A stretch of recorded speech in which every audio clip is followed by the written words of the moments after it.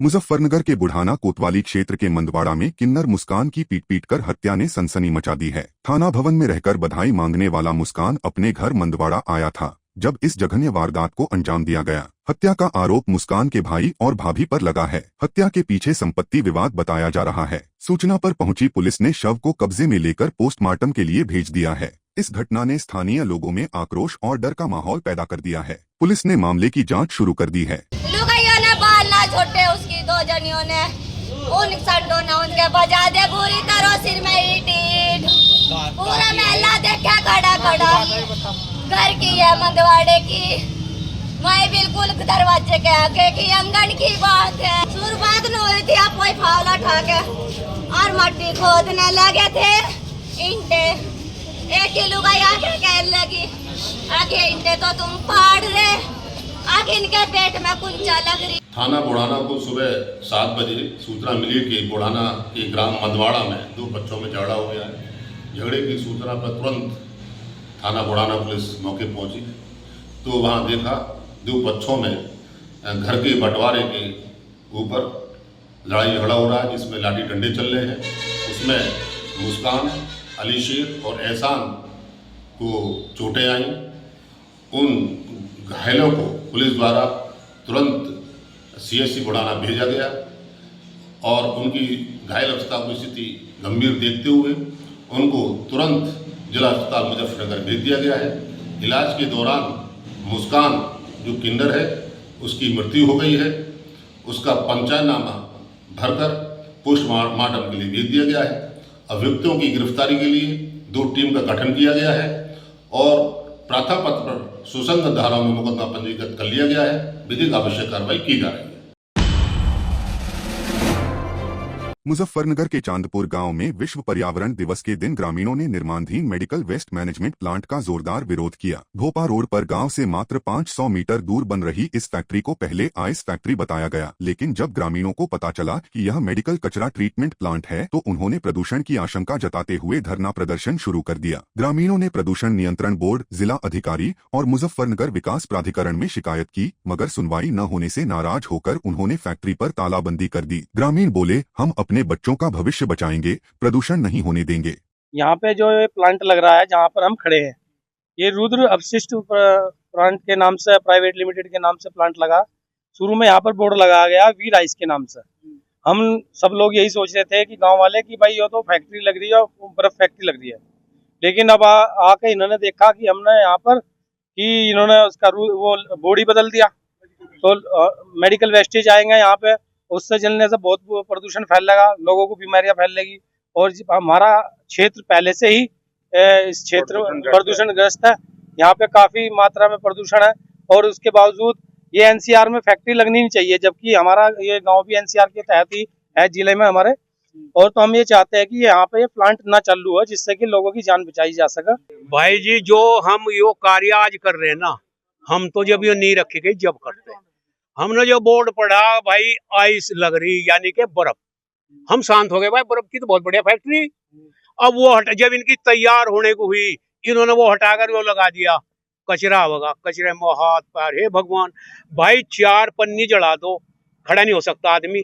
हमारे बच्चों के भविष्य की बात है, हम अपने बच्चों के भविष्य के लिए अपनी जान तो दे सको, इस फैक्ट्री को चलने नहीं देंगे। कि जो ये फैक्ट्री है इसके 500 मीटर के अंदर 2 गाँव है, चांदपुर मुख्याली। ये आपको इधर नजर आएगा, इधर कैमरा घुमाओगे, ये चांदपुर मुख्याली है और इधर चांदपुर है 500 मीटर के दायरे में, और 2 किलोमीटर के दायरे में 8 गांव आते हैं। इसके 8 गांव की जिंदगी के साथ खिलवाड़ कर रहे हैं लोग। और इस फैक्ट्री को अगर बंद नहीं किया गया, हम किसी भी हद तक जाएंगे, हम इस फैक्ट्री को चलने नहीं देंगे, चाहे हमें कुछ भी करना पड़े, चाहे हमें कितना बलिदान देना पड़ेगा। भाई या तो फैक्ट्री लगी रही बर्फ के नाम से चल रही थी, अब इसका तो बंद होनी या तो चलने देनी नहीं। बल्कि ये जो सामने फैक्ट्री चल रही है ये भी बहुत प्रदूषण कर रही। इनमें राखी और RDF जो बोल रहे वो भी दिल्ली से ही आ रहा। अब ये सरकार भस्टोरी पैसा ले जलवा रही है। 8 फुट रही रोटी, दमे की बीमारी हो रही है, हार्ट अटैक आ रहा है और इतनी बीमारी आ रही है कि अगर अधिकारी प्रदूषण अधिकारी यहाँ खोल कर मेरी सुन ले, कान खोल कर, वो आके यहाँ देख नहीं रहा कितने क्षेत्र में बीमार हो रहे आदमी। इन पर कार्रवाई नहीं हो रही, पैसा ले और बैठ जाओ, पैसा ले बैठ जाओ। ये इन पर भी कार्रवाई हो रही है अब जा। मुजफ्फरनगर के रतनपुरी थाना क्षेत्र में पुलिस और शातिर गोकशों के बीच जोरदार मुठभेड़ हुई। इस दौरान पुलिस की गोली से कुख्यात गोकश नौशाद पंछी घायल हो गया, जबकि उसके 2 साथी मौके से फरार हो गए। पुलिस ने कॉम्बिंग ऑपरेशन चलाकर 2 गोवंश बरामद किए। नौशाद पंछी पर गोकशी, लूट और चोरी जैसे संगीन मुकदमे दर्ज हैं। पुलिस अब फरार बदमाशों की तलाश में जुटी है। आज थाना रतनपुरी को चौकी इंचार्ज नगला को सूचना प्राप्त हुई जरिए मुखबिर कि गांव टोंडा के जंगल में एक नाला की पट्टी के पास में कुछ अभियुक्त गौवंश को वहां पर उसका वध करने वाले हैं। इस सूचना पर तुरंत चौकी इंचार्ज नगला मैं फोर्स के वहां पहुंचे तो देखा वहां पर कि 3 व्यक्ति 2 गायों को बांधे हुए हैं और उनको काटने वाले हैं। जैसे ही पुलिस नज़दीक पहुंची तो उनमें भगदड़ मच गई। उन्होंने पुलिस पर फायरिंग की। जवाबी फायरिंग में एक बदमाश की गोली लगी है, उसका नाम नौशाद है जो नगला का रहने वाला है, और 2 अभियुक्त मौके से फरार हो गए। उनकी कामिंग की जा रही है और विधिक और घायल अवस्था को CSC बुढ़ाना भेज दिया गया है। विधिक आवश्यक कार्रवाई की जा रही है।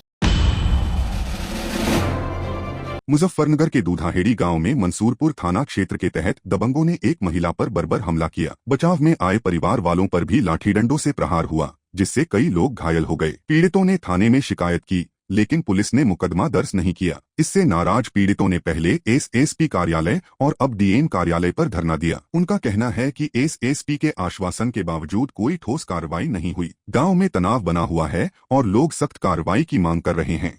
जी परसों थाने में गए जी, किसी ने कार्रवाई नहीं करी और जी हमें थाने से भी निकाल दिया। आज हम कोर्ट कचहरी में बैठे जी मुजफ्फरनगर। जी हमें इंसाफ चाहिए, इसलिए बैठे हैं हम। जी हमारी भाभी जी के साथ में बदतमीजी की है जी। नीटू है गांव दूधाहेड़ी का, बीरे का लड़का, और जी बालिंदर है, बालिंदर के लड़के हैं, उनका मैं नाम नहीं जानता हूं। और जी एक गांव में महेंद्र का संजय है, संजय का लड़का है विक्की।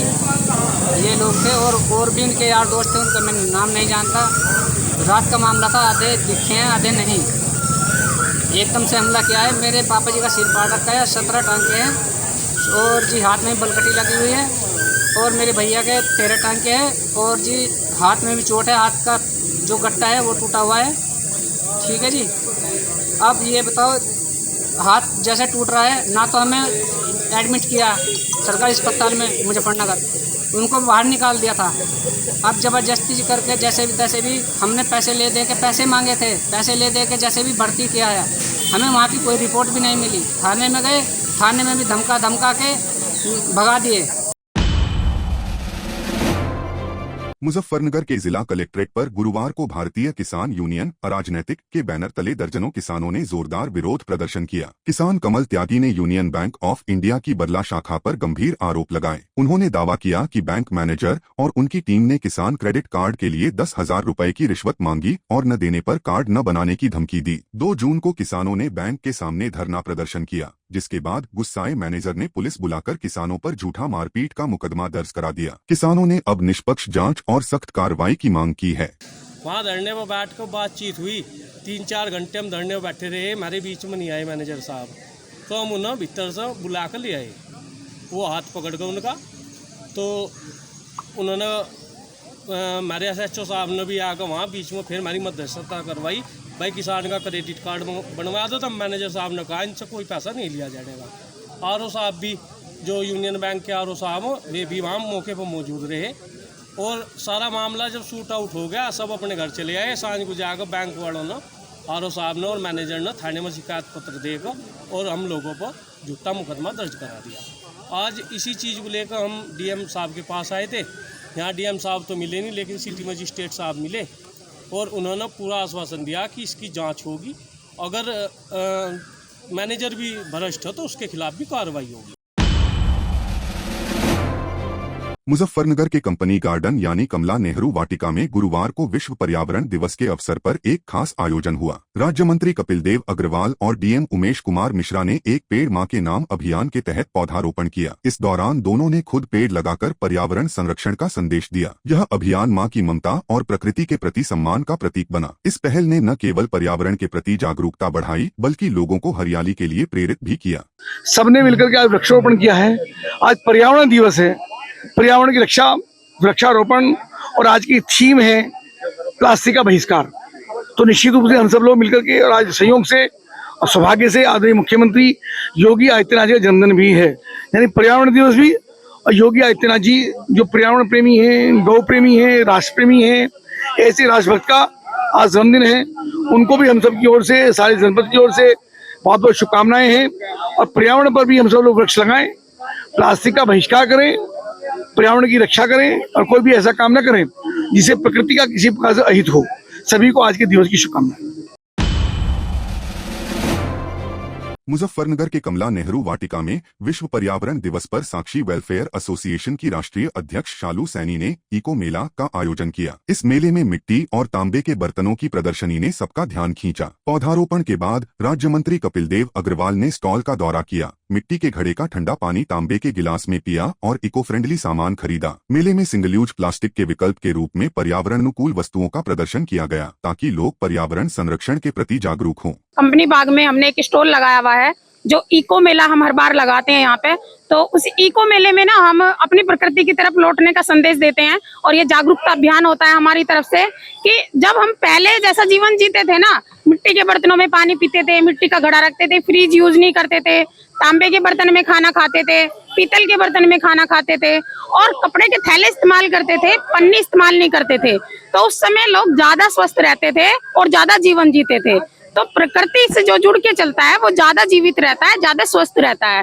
और जो सिंगल प्लास्टिक की यूज है, लोग इसको ऐसे ही फेंक देते हैं। तो हमने सिंगल प्लास्टिक से भी कुछ चीजें यहाँ पे बनाई है कि हम उनको कैसे इस्तेमाल कर सकते हैं, कैसे हम गाड़ी के टायरों से पौधे उनमें लगा सकते हैं, कैसे गमले तैयार कर सकते हैं, कैसे कोल्ड ड्रिंक की बोतलों में हम गमले तैयार कर सकते हैं। तो ये हमारा एक जागरूकता अभियान है और हम हर वर्ष इसको करते हैं ताकि जागरूक हो लोग और अपनी प्रकृति की तरफ लौटे। विश्व पर्यावरण दिवस है तो सिंगल यूज प्लास्टिक उसका बहिष्कार, प्लास्टिक के बर्तनों का बहिष्कार करके तांबे के और मिट्टी के और पीतल के बर्तनों का, खास तौर मिट्टी का मटके हैं, ये गिलास हैं, इनका मध्य से यूज करें। प्रकृति के लिए भी अच्छा है और स्वास्थ्य के लिए भी अच्छा है। तो निश्चित रूप से केवल भाषण से काम नहीं होगा, प्रैक्टिकल से काम हो। तो शालू सैनी ने ये प्रैक्टिकल का काम करने का काम किया। निश्चित रूप से इनको, इनकी पूरी टीम को बहुत बधाई है, बहुत शुभकामनाएं हैं। शालू लगातार और भी सामाजिक क्षेत्र में काम करती है, हमारी बहुत बधाई। मुजफ्फरनगर में समाजवादी पार्टी की पुरकाजी विधानसभा समीक्षा मीटिंग जिला अध्यक्ष जिया चौधरी की अध्यक्षता में हुई। प्रदेश सचिव जयपाल सैनी ने राष्ट्रीय अध्यक्ष अखिलेश यादव के संदेश को साझा करते हुए कहा कि भाजपा सरकार हर मोर्चे पर विफल रही है। उन्होंने कार्यकर्ताओं से पीड़ित, पिछड़ा, दलित, अल्पसंख्यक को सम्मान देकर उनकी आवाज बुलंद करने और 2027 के लिए सक्रियता बढ़ाने का आह्वान किया। जिया चौधरी ने बूथ स्तर पर पार्टी को मजबूत करने का लक्ष्य रखा। पूर्व सांसद कादिर राणा और चौधरी इलम सिंह गुर्जर ने मिशन 2027 के लिए एकजुटता का संदेश दिया। आज आदरणीय राष्ट्रीय अध्यक्ष अखिलेश यादव जी ने पुरकाजी विधानसभा पे समाजवादी पार्टी के वरिष्ठ नेता प्रदेश सचिव श्री जयपाल सैनी जी को प्रभारी नियुक्त किया है और वो 3 दिन पहले भी उन्होंने पुरकाजी में संगठन की समीक्षा के लिए बैठक आहूत की थी और वो आज फिर आए हैं। इसीलिए आज सेक्टर और जोन प्रभारी और विधानसभा अध्यक्ष और ब्लॉक अध्यक्ष और नगर अध्यक्ष, जो पार्टी का वहाँ संगठन का ढांचा है, उन सब लोगों से व्यक्तिगत तौर पर प्रभारी जी बात करना चाहते थे। विधानसभा में क्या समीकरण है उनसे वो चीज़ें जुटाना चाहते थे और पुरकाजी विधानसभा में संगठन में क्या दिक्कत है, क्या अच्छाई है, क्या बुराई है, उन सब चीज़ों पर आज उन लोगों ने एक लंबी बैठक हुई है जिसमें प्रभारी जी ने सब लोगों की बात सुनी। ये हमारी जो मीटिंग है वो सेक्टर प्रभारी और जोन प्रभारियों की मीटिंग है और जिले के संगठन के कुछ लोग हैं। ये समीक्षा बैठक चल रही है कि हमें जो हमारी 108 विधानसभा हैं, जो पिछले 3 बार से चुनाव में हार रही हैं, उसमें जो है 108 आदमियों को प्रभारी बनाया गया है। कैसे विधानसभा जीती जाएगी और कैसे संगठन को दुरुस्त किया जाएगा। मुजफ्फरनगर के मेरठ रोड स्थित पीडब्ल्यूडी गेस्ट हाउस में शहर की यातायात और आधारभूत संरचना को मजबूत करने के लिए एक उच्च स्तरीय बैठक हुई। राज्य मंत्री कपिल देव अग्रवाल ने एनएचएआई और जिला प्रशासन के साथ कुकड़ा संधावली पुल और मेरठ पेरीफेरल से रामपुर तिराहा तक 6 लेन राजमार्ग विस्तार पर चर्चा की। 200 करोड़ की लागत वाली इन परियोजनाओं से यातायात, व्यापार और स्वास्थ्य सेवाएं बेहतर होंगी। मंत्री ने कहा कि हमारा लक्ष्य मुजफ्फरनगर को आधुनिक और प्रगतिशील शहर बनाना है। एनएचएआई ने तकनीकी प्रस्तुति दी और डीएम ने समयबद्ध सहयोग का वादा किया। सबके सामने नेशनल हाईवे पर चल रहे कामों की प्रगति की जानकारी ली गई और मेरे लिए बहुत ही प्रसन्नता का विषय है कि जब आदरणीय नितिन गडकरी से हम दिल्ली में मिले और जो जो प्रस्ताव उनको दिए गए उन सबकी स्वीकृति सहमति उन्होंने दी। उन पर बहुत तेजी से काम हो रहा है। और जो संधावली पुल है, जो बहुत ही दुर्घटना का केंद्र इसमें बना हुआ है, पीछे भी 2 नौजवानों की घटना उसके अंदर हुई थी, 2 नौजवानों की मृत्यु उसके अंदर हुई थी। तो संधावली पुल का एक्सटेंशन A to Z से आगे तक और इधर गुप्ता रिसोर्ट से आगे तक, यानी ये चौक है जो इसमें ब्लैक स्पॉट बना हुआ है, इस पे बहुत तेजी से काम शुरू होने वाला है। टेंडर्स का हो गया है, 200 करोड़ रुपए की स्वीकृति इसकी हो गई है। मेरे लिए बहुत पसंद का विषय। मैं आदरणीय गडकरी जी का बहुत धन्यवाद करता हूँ। मुजफ्फरनगर में संयुक्त हिंदू मोर्चा ने एक भव्य अभिनंदन समारोह का आयोजन किया, जिसमें बीजेपी के फायर ब्रांड नेता और पूर्व विधायक संगीत सोम व विक्रम सैनी ने शिरकत की। शहर के आर्य समाज मंदिर में आयोजित इस कार्यक्रम में इस्लामिया इंटर कॉलेज रास्ते के मुद्दे पर चले आंदोलन में भाग लेने वाले सामाजिक संगठनों और कार्यकर्ताओं का सम्मान किया गया। कई हिंदूवादी नेता और समर्थक इस मौके पर मौजूद रहे। उत्तर प्रदेश के डिप्टी सीएम ब्रिजेश पाठक ने मथुरा के गोवर्धन सामुदायिक स्वास्थ्य केंद्र का औचक निरीक्षण किया। इस दौरान स्वास्थ्य स्टाफ की अनुपस्थिति और अस्पताल में साफ सफाई की बदहाल स्थिति देखकर उन्होंने कड़ी नाराजगी जताई। डिप्टी सीएम ने लापरवाही बरतने वाले कर्मचारियों को तत्काल सस्पेंड करने के आदेश दिए। पाठक ने साफ कहा कि जनता की सेहत से खिलवाड़ बर्दाश्त नहीं किया जाएगा। बेड पे पहुंचाओ, पेशाब बंद है, इसको कौन देखे? आप ही के लिए बेड पे पहुंचाओ। किधर है वार्ड? काउंट पर्चा यहाँ तो बनता नहीं है, तो बच्चा आप साथ में हो, ले चलो बेड पे इनको। डॉक्टर साहब आप बेड पे पहुंचाते हो, इसको सुनिश्चित करो सबके खिलाफ आज ही कार्रवाई हो। और जो लोग अब्सेंट हैं उनका हमने अब्सेंट इन्हीं के, आपका क्या नाम है? एमओ तुलाराम है, उनसे हमने सबकी अब्सेंट लगवा दिया रजिस्टर पे और पूरी जानकारी लेके कड़ी कार्रवाई करिए। आप एकदम बक्सने की आवश्यकता नहीं। मतलब आपको हम सूचना देंगे, ये उचित है क्या कि मैं अपने मूवमेंट की सूचना दूं आपको?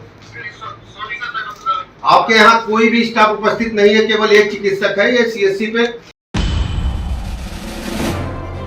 उत्तर प्रदेश के मुख्यमंत्री योगी आदित्यनाथ के 53वें जन्मदिन पर वाराणसी में धूमधाम से उत्सव मनाया गया। वरद अंजनेय हनुमान मंदिर में 53 किलो का लड्डू से बना खास केक काटा गया। शुद्ध देसी घी से तैयार यह केक 51 फीट ऊंची हनुमान प्रतिमा और योगी जी की तस्वीर के पास रखा गया। कार्यक्रम में सैकड़ों लोग शामिल हुए और उत्साह का माहौल रहा। आज हमारे प्रदेश के यशस्वी मुख्यमंत्री माननीय योगी आदित्यनाथ जी का जन्मदिन है।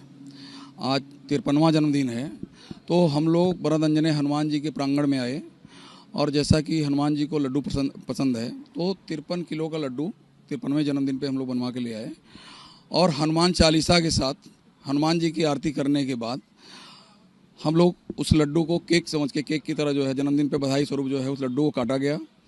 और पूरा प्रयास है कि इस लड्डू को ज़्यादा से ज़्यादा लोगों के पास पहुँचाया जाए एक प्रसाद के रूप में हनुमान जी के। और हमारे मुख्यमंत्री जी हनुमान जी के उपासक हैं, हनुमान जी की पूजा करते हैं और उन्हीं के हाथों वरद अंजनेय हनुमान जी का अनावरण हुआ पिछले साल। तो उनके दीर्घायु होने के लिए हम लोगों ने पूजा की और हम लोग इस मंदिर प्रांगण से ये शपथ लेते हैं कि हर साल हर जन्मदिन पे जितने साल के होंगे उतने किलो का लड्डू हम लोग बनाएंगे और लोगों में प्रसाद वितरण करेंगे। और माननीय मुख्यमंत्री जी दीर्घायु हों, यशस्वी हों और हनुमान जी की तरह, जैसे हनुमान जी भगवान राम के लिए किए, वैसे निस्वार्थ भाव से इस देश के लिए हमारे मुख्यमंत्री जी करते रहें और ईश्वर हनुमान जी उनको दीर्घायु करें। श्री वरद अंजनेय मंदिर परिसर में आज हनुमान जी की पूजा करने के बाद माननीय मुख्यमंत्री जी का हम लोगों ने जन्मदिन मनाया। 53 किलो का लड्डू चढ़ा करके और काट के प्रसाद चढ़ाया और लोगों को जो है वितरण किया। और मुख्यमंत्री के जन्मदिन पर बहुत सारी हार्दिक शुभकामनाएं देते हुए ये कहते हैं कि ये जेठ माह में हनुमान जी और राम का मिलन हुआ था।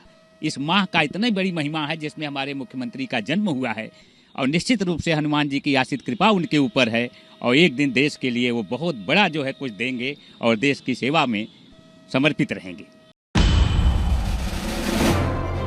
प्रयागराज में गंगा दशहरा का पर्व श्रद्धा और उत्साह के साथ मनाया गया। सुबह से ही त्रिवेणी संगम पर हजारों श्रद्धालु पहुंचे और गंगा, यमुना व सरस्वती के पवित्र संगम में डुबकी लगाई। लोग पूजा पाठ और अनुष्ठान में डूबे नजर आए। एक श्रद्धालु ने कहा कि हर साल गंगा दशहरा पर हम संगम स्नान कर मां गंगा, यमुना और सरस्वती का आशीर्वाद लेते हैं।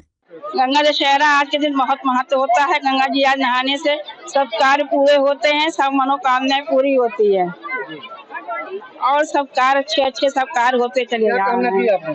हमने कामना की कि मेरे लड़के का हाथ पीला हो जाए, मेरा बेटी का हाथ पीला हो जाए, सब कार्य पूरा हो, मेरा घर परिवार अच्छा रहे, सब अच्छे सब चलता रहे। आज श्री गंगा दशहरा पर्व है और आज के दिन गंगा जी स्वर्ग लोक से मृत लोक में आई। इसको गंगा अवतरण कहते हैं। आने का उनका मुख्य उद्देश्य भागीरथी के जो पूर्वज हैं 60,000 उनको उतारने के लिए आई। हम सब अति भाग्यशाली हैं, बिना प्रयास किए साक्षात ब्रह्म का दर्शन करते हैं, गंगा जी में स्नान करते हैं, उनका पूजा भी करते हैं, उनके नाम का पाठ भी करते हैं, उनके नाम का दान भी देते हैं। जैसे हमारे कोई मेहमान आए तो हम सत्कार करते हैं। ऐसे आज दिन सारा भारतवर्ष के जितने लोग हैं नर नारी सब मिल करके गंगा जी का स्वागत करते हैं, उनका वंदना करते हैं, उनकी आराधना करते हैं। इसके करने से हमारे 10 प्रकार के पाप नष्ट हो जाते हैं। उसका नाम है दशहरा।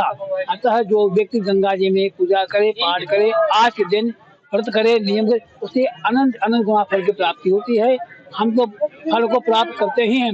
अतः हमारे जो पितर हैं वो भी किसी भी लोक में हो उन्हें भी स्वर्ग प्राप्ति होती है, उनका भी उद्धार हो जाता है। आज गंगा दशहरा जो है हमारे पूर्वजों के द्वारा बताया गया है और साधु संत जो हमारे देश के हैं वो बताते हैं कि आज के ही दिन गंगा जी हमारी धरती पे आई थी और इस दिन को बहुत ही लोग भाव से और श्रद्धा से आते हैं यहाँ गंगा जी डुबकी लगाने और भाव से नहाते हैं, दान पुण्य करते हैं, जिसकी जो सामर्थ्य हो, योग्यता हो। और इस पावन पर्व के बारे में देख ही रहे हैं यहाँ कितने लोग आए हैं, भाव सबके, तो बहुत ही अच्छा त्योहार है जो हम भारतीय लोग मनाते हैं। हम लोग गंगा दशहरा के उपलक्ष्य में माँ गंगा, माँ जमुना, माँ सरस्वती जी के तट पे संगम पर स्नान करने के लिए आए हैं।